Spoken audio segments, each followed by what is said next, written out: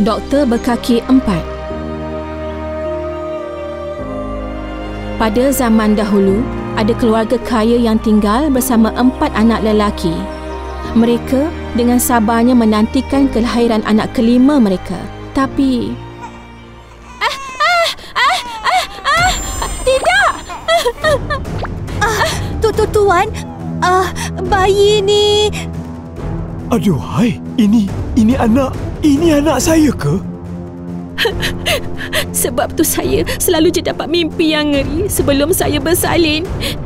Oh, kenapa Tuhan kurniakan kita anak yang tak sempurna? Apa salah kita? Mak, mana adik kami? Nak tengok, Mak. Dia tak ada kaki lah. Takutnya, Mak. Takut tengok dia. Tengoklah tu. Anak-anak yang lain semuanya takut. Apa kita nak buat ni? Kami takut, Mak. Takut sangat. Memang memalukan keluarga je kalau orang lain tahu pasal anak pelik kita ni. Mesti tak akan ada siapa nak jumpa kita lagi. Aduhai, teruk ni. Anak kita yang lain takut dengan budak ni. Semua tak nak dekat dengan dia. Saya pun tak pernah mimpi baik. Masa saya mengandungkan dia, saya memang dah rasa tak sedap hati sangat. Dia cuma akan bawa malang dekat keluarga. Jadi awak patut fikir macam mana nak buang dia. Ada satu cara. Lagipun kita dah ada 4 anak lelaki kacak dan sempurna. Kehilangan dia ni takkan rugikan kita. Buatlah apa yang patut. Saya tak nak tengok dia kat rumah kita ni. Biar arus sungai bawa dia pergi. Dia pembawa malang. Biar tak dia yang uruskannya. Dah tak ada cara yang lain. Saya cuma orang gaji. Tak ada apa saya boleh buat. Maafkan saya. Semoga kamu dilindungi. Oh, tidak. Tuan muda. Oh, tidak.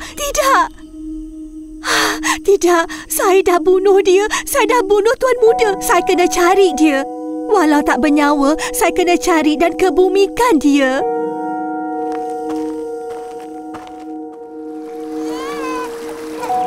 Bunyi macam bayi menangis je. Bayi yang tak ada kaki? Kesian betul. Mari ikut saya balik. Saya akan jaga kamu dengan baik, ya. Apa itu tangisan Tuan Muda ke? Apa dia masih... Tolonglah berhenti menangis. Encik perlu bantuan ke? Saya kebetulan lalu dan dengar bunyi bayi menangis dengan kuat. Ya, saya perlu bantuan. Saya jumpa dia dekat sungai. Tak tahu macam mana nak jaga dia. Jadi baguslah juga kalau Cik boleh tolong saya, ya. Oh Tuhan, memang ini dialah. Ingatkan kamu dah tak ada. Kamu selamat. Ini memang ajaib. Oh, tengok tu. Dia berhenti menangis bila awak dukung dia. Mesti dia rindu mak dia, kan? Memang kesian betul kan bayi yang comel ni. Dah lah dia tak ada kaki langsung. Betul saya pun terus terang cakap. Saya pun tak tahu macam mana nak jaga dia. Kalau macam tu, izinkan saya untuk tinggal kat sini. Saya berbesar hati dapat kerja dengan Tuan dan jaga dia secara percuma je. Saya memang tak sampai hati nak abaikan budak yang comel ni, Tuan. Tak sangka betul. Budak ni memang bawa tuah. Pembantu yang kerja secara percuma, saya takkan menolaknya. Oh, baguslah. Macam tu, saya pun memang tak pandai dan tak boleh jaga dia sendiri. 8 tahun kemudian. Dah 8 tahun berlalu dari hari kejadian. Saya mesti menyesal sampai mati kalau saya tak cari dia. Kalau apa-apa yang buruk jadi dekat dia, semua tu adalah salah saya. Makcik, kenapa saya tak ada kaki, Makcik? Dan kenapa saya ada ayah Brahman saja? Mana pergi mak saya, ya, Makcik? Kenapa Makcik menangis pula? Koma dah besar dah dan bijak. Saya tak patut rahsiakannya lagi. Dia patut tahu cerita yang sebenar. Koma, ada benda yang kamu kena tahu.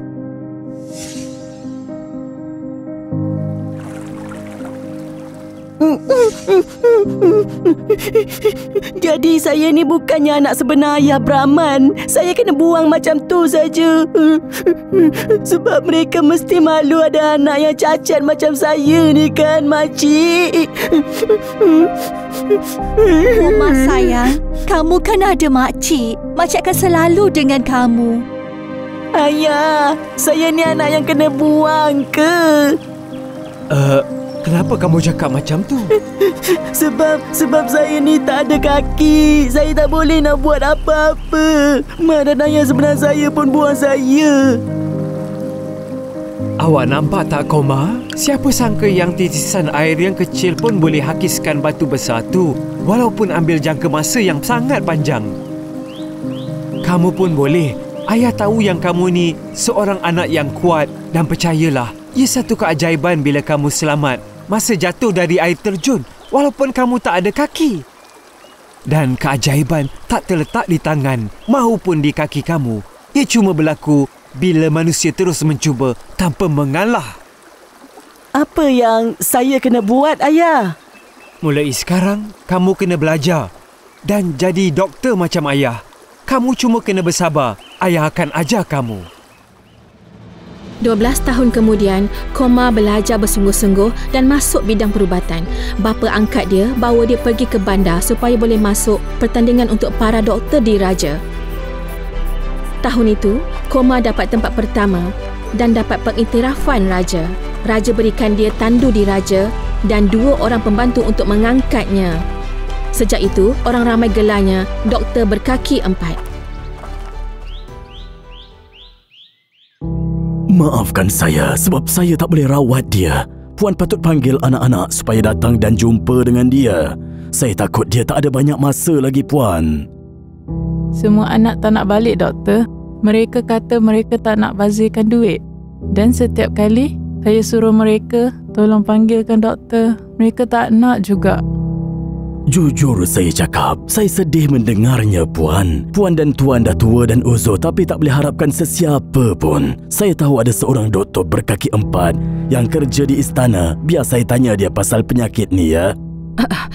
Terima kasih banyak-banyak, ya. Semua anak-anak kami tak nak balik jenguk kami ni. Kalau Tuan boleh minta dia sembuhkan penyakit suami saya ni, saya akan bagi dia ganjaran yang sangat lumayan. Baiklah. Bagi dia 5 ubat tu, dia akan rasa lebih baik. Kami memang betul-betul bertuah. Suami saya sembuh sebab doktor berkaki 4 tu. Kami akan tunaikan janji kami. Tolong ambil rumah ni sebagai bayaran atas rawatan ni. Mulai sekarang, rumah ni sudah jadi milik doktor. Sebenarnya ini memang rumah dia, Tuan dan Puan. Kamu... Masa tu, rasa bersalah menghantui saya. Saya buat keputusan untuk keluar dari rumah Puan dan bertekad untuk pergi cari Tuan muda. Dia bertuah, seorang doktor yang baik hati jumpa dan jaga dia dengan baik. Sekarang dia dah jadi seorang doktor terhandal di seluruh dunia. Anak tidak berkaki yang ditinggalkan di sungai oleh ibu bapanya menjadi doktor berkaki 4 yang hebat dan dihormati semua orang. Apa kamu kata? Apa kamu kata? Ya, betul, Koma. Ini adalah ibu dan bapa kamu yang sebenar. Oh, tidak. Memang kami berdua ni tak layak untuk hidup. Anak lelaki yang kami buang sebab tak sempurna datang dan selamatkan bapanya. Kami memang ibu bapa yang sangat teruk. Jadi tolonglah, hukumlah kami ni. Sebab kami memang layak dihukum. Saya ni doktor dan tugas kami untuk sembuhkan tak kira sesiapa saja. Mak dan ayah dah pun tebus kesilapan yang dia buat. Kita patut tinggal dalam rumah ni bersama dan ganti balik semua masa yang telah hilang dulu. Anak mak, kami malu dengan apa yang kami dah buat. Izinkan dan berilah kami peluang untuk menebusnya mulai saat ni. Ya, baiklah, Mak. Saya akan bawa ayah Brahman ke sini dan sama-sama kita hidup macam satu keluarga bahagia dan gembira selamanya.